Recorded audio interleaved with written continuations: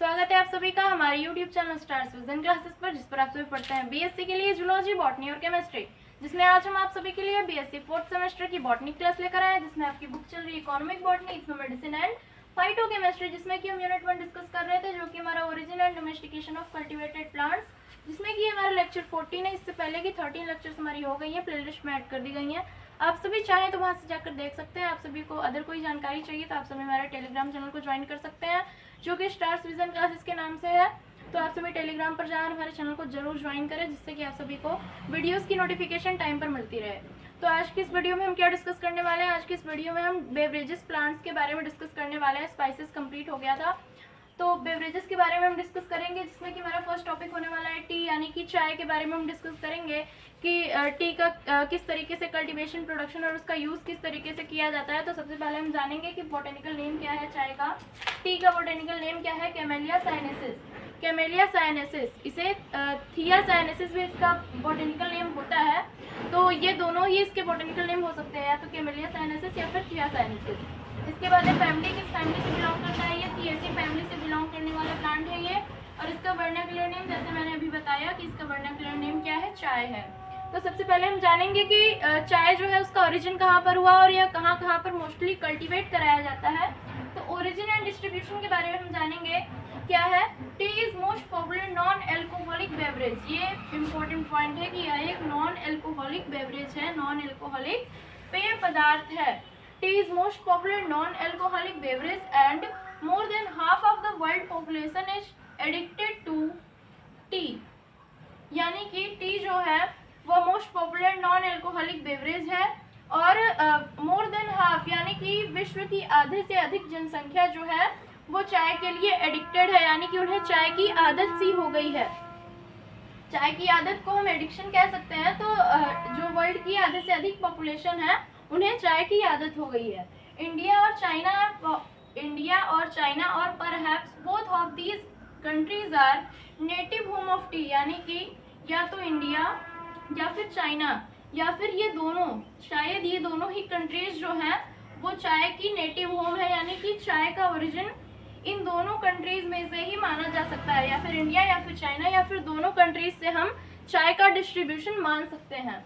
It is now widely cultivated in India, Indonesia, east Africa, Brazil, Peru and Argentina. यानी कि यह अब मुख्य रूप से कहाँ कल्टिवेट कराया जाता है? इंडिया में, Indonesia, east Africa, Brazil, Peru and Argentina में यह मुख्य रूप से बहुत अधिक मात्रा में कल्टीवेट कराया जाता है। In India it is mostly cultivated in Assam, Darjeeling, Jalpaiguri, slopes of Nilgiri, Kerala, Karnataka, Ranchi etcetera. यानी कि इन इंडिया, भारत में, इट इज मोस्टली कल्टीवेटेड इन, यह अधिकतर कहाँ पर कल्टीवेट कराया जाता है? असम में, दार्जिलिंग में, जलपाईगुड़ी, स्लोप्स ऑफ नीलगिरी, यानी कि नीलगिरी पर्वत की जो ढलानें होती है वहाँ पर, स्लोप्स मतलब ढलान, केरला, कर्नाटका, रांची एक्सेट्रा। यानी कि भारत में यह mostly Assam, Darjeeling, Jalpaiguri, slopes of Nilgiri, Kerala, Karnataka और रांची में कल्टीवेट कराया जाता है। तो ये हो गया हमारा चाय का ओरिजिन एंड डिस्ट्रीब्यूशन। बात करनी है हमें अब चाय के बोटेनिकल कैरेक्टर्स के बारे में। क्या क्या बोटेनिकल कैरेक्टर्स होते हैं टी के? It is an evergreen perennial shrub, यानी कि यह एक सदाबहार बहुवर्षीय झाड़ी होती है या फिर एक स्मॉल ट्री होता है, attaining a height of 9 to 15 metres. जिसकी हाइट कितनी होती है? 9 to 15 मीटर्स होती है। मैक्सिमम इसकी हाइट 15 मीटर होती है। It has simple lanceolate and serrated leaves. इसकी जो पत्तियां होती है वो simple, lanceolate and serrated type की होती हैं। Flowers are borne in leaf axils, यानी कि फ्लावर्स जो होते हैं वो लीफ के एक्सेल्स पर उत्पन्न होते हैं, आइदर सिंगली, या तो सिंगल होते हैं या फिर 2 to 4 के ग्रुप में या उत्पन्न होते हैं। फ्लावर्स जो होते हैं या तो सिंगल तरीके से उत्पन्न होंगे या फिर 2 या 4 के ग्रुप में यह उत्पन्न होते हैं। The fruit is trilocular capsule.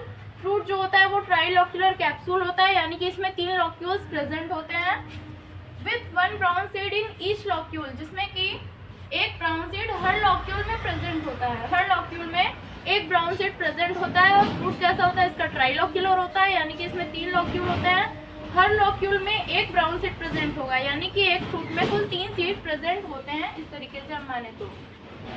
इसके बाद हम जानेंगे कि टी का कल्टीवेशन किस तरीके से किया जाता है, क्या प्रोसेस होता है टी कल्टीवेशन का।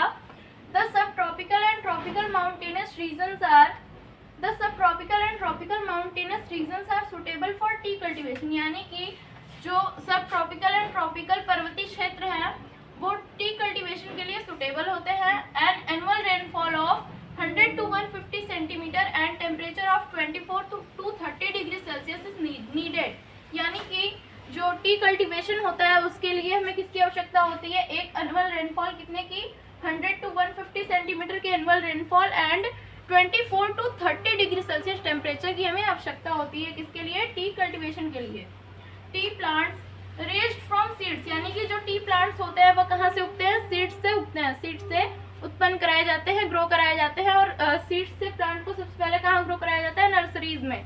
हम जो सीड्स ग्रो कराते हैं वो नर्सरीज में ग्रो कराते हैं, उसके बाद हम इसकी प्लांटिंग करते हैं। Leaves are plucked with the beginning of active growing phase, यानी कि लीव्स, पत्तियां इसकी कब तोड़ी जाती हैं, विद द बिगनिंग, यानी कि एक्टिव ग्रोइंग फेज के बिगनिंग में, स्टार्टिंग में लीव्स जो है, पत्तियां जो है वो तोड़ी जाती हैं। In northern India leaves are plucked 3 to 4 times, यानी कि उत्तरी भारत में, नॉर्दर्न इंडिया में जो इसकी पत्तियां हैं वो 3 से 4 बार तोड़ी जाती हैं। तो ये हो गया हमारा टी का बोटेनिकल कैरेक्टर्स एंड टी का कल्टीवेशन। बात करनी है हमें टी के यूजेस के बारे में, क्या क्या यूजेस होते हैं टी के। आइए जानते हैं क्या क्या यूजेस हैं टी के। टी का फर्स्ट यूज क्या है, टी हमारे लिए बहुत ही उपयोगी है। टी को हम जैसे कि बेवरेज है, बेवरेज कोई भी होता है तो उसे हम स्टिमुलेटरी के रूप में यूज करते हैं, यानी कि वो हमें स्टिमुलेट करता है, हमें क्या करता है, प्रेरणा प्रदान करता है, यानी कि उत्साह प्रदान करता है, हमें फ्रेश बनाए रखता है। तो हम टी के बारे में जानेंगे क्या क्या यूजेस हैं। T is rich in powerful antioxidants, यानी कि टी जो है वह पावरफुल एंटीऑक्सीडेंट्स से भरपूर होता है, यानी कि टी में बहुत अधिक मात्रा में पावरफुल एंटीऑक्सीडेंट्स होते हैं। सेकेंड क्या है, it has little caffeine than coffee, यानी कि टी जो होता है इसमें कॉफी से कम मात्रा में कैफीन प्रेजेंट होता है, जिस कारण ये हमारे लिए लाभकारी होता है, यानी कि कैफीन जो है वो कम मात्रा में प्रेजेंट होने के कारण टी जो है वो कॉफी से अधिक लाभदायक होता है हमारे लिए।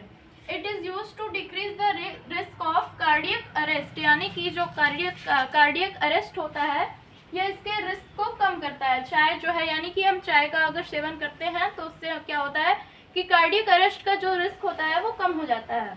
It decrease the chance of stroke, यानी कि यह स्ट्रोक के चांसेस को कम करता है, यानी कि जो लोग चाय का सेवन करते हैं नियमित मात्रा में, यानी कि बहुत अधिक मात्रा में भी नहीं बट नियमित रूप से जो चाय का सेवन करते हैं उनके लिए स्ट्रोक के चांसेस बहुत ही कम हो जाते हैं। It is beneficial for immune system, यानी कि चाय जो है वो इम्यून सिस्टम के लिए भी लाभदायक होता है।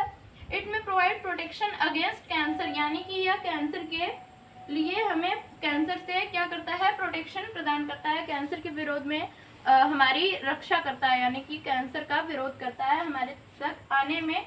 यानी कि अगर हम चाय का सेवन करते हैं तो हमें कैंसर होने के चांसेस बहुत ही कम हो जाते हैं। तो ये हो गया हमारे चाय के यूजेस। तो ये था हमारा आज का वीडियो जिसमें कि हमने चाय के बारे में जाना, बेवरेजेस हमने स्टार्ट किया। नेक्स्ट वीडियो में हम कॉफ़ी की स्टडी करेंगे।